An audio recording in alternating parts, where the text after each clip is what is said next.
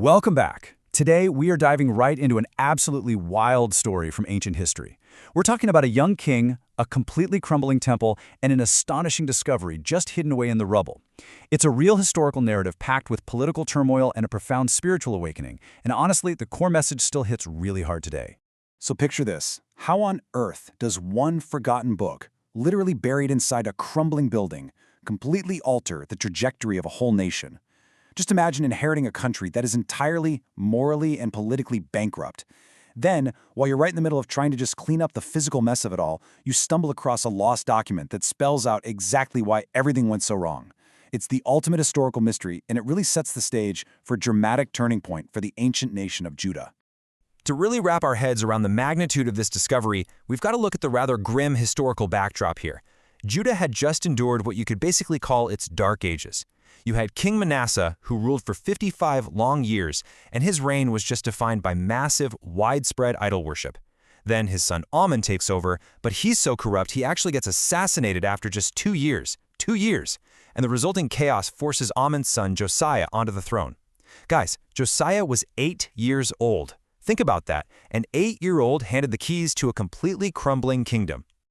All right, fast forward about 18 years. Josiah isn't an 8-year-old kid anymore. He's 26. And despite the absolutely terrible examples set by his dad and his grandfather, he actually wants to do things differently.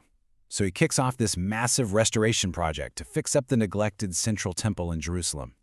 You know, it's kind of crazy how totally mundane chores can lead to monumental shifts. First, King Josiah sends his trusted scribe, Shaphan, over to the temple just to check on the construction finances. Real routine stuff.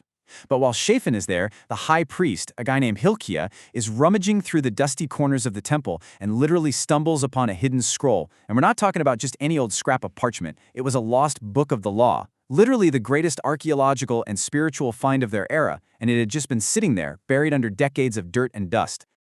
Just imagine the sheer gravity of this exact moment. The scribe brings this dusty old scroll back to the palace, unrolls it, and just begins to read it out loud. King Josiah had very likely never heard these words in his entire life. The ancient laws, the promises, the really fierce warnings, they had been completely lost to his whole generation. Now here is where it gets really interesting. To get why this book was such a massive deal, we have to talk about what historians call Deuteronomistic history. It's a big academic term, but it essentially means looking at history through a very specific, no-nonsense lens.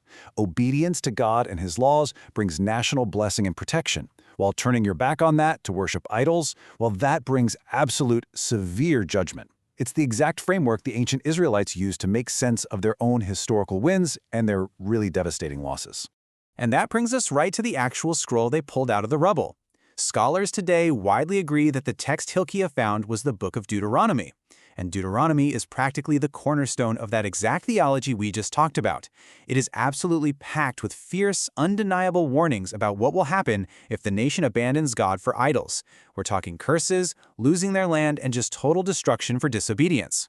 So as these ancient words are being read out loud, you can practically see the terrifying realization wash over Josiah. He starts connecting these ancient warnings to the super bleak geopolitical reality right outside his window. Northern Israel, it had already been wiped off the map by the Assyrian Empire. Its capital, Samaria, was left in absolute ruins because of this exact kind of idolatry. And now, Josiah looks at his own kingdom of Judah and it's saturated with the exact same fatal practices. Suddenly, the impending divine wrath predicted in that scroll wasn't just ancient history, it was a live countdown for his own people. Josiah's reaction? It is incredibly visceral. The ancient text notes that the second he heard those words, he tore his clothes. Now, back then, that was the ultimate expression of profound grief and sheer horror. He didn't just find the text historically interesting. The truth literally pierced him. He realized that the destruction of their neighbors wasn't just bad luck or weak military strategy, it was divine judgment. And Judah was absolutely next in line. But here's the thing, Josiah doesn't just sit around wallowing in despair, he springs into action. He immediately sends his top officials, we're talking the high priest, the scribe, his closest advisors, to go find a highly respected spiritual authority to ask God what to do next. And what's fascinating here is that even though big-name prophets like Jeremiah and Zephaniah were around during this era, the king's delegation specifically seeks out the prophetess Huldah. It just goes to show the incredible spiritual authority and deep trust she held in the Jerusalem community at the time. Well, Hulda's response, it is absolutely killing. She pulls no punches and offers zero false hope. Judah's doom is sealed. Decades of accumulated idolatry just cannot be brushed under the rug, and the divine wrath kindled against the nation will not be quenched.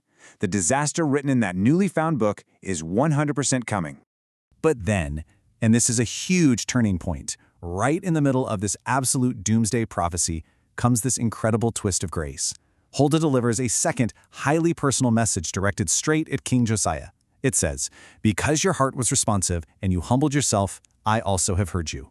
That is massive. The nation as a whole has crossed the point of no return, sure, but God extends a deeply personal, incredibly specific mercy directly to the young king himself. Look at the stark contrast here, because it really makes all the difference.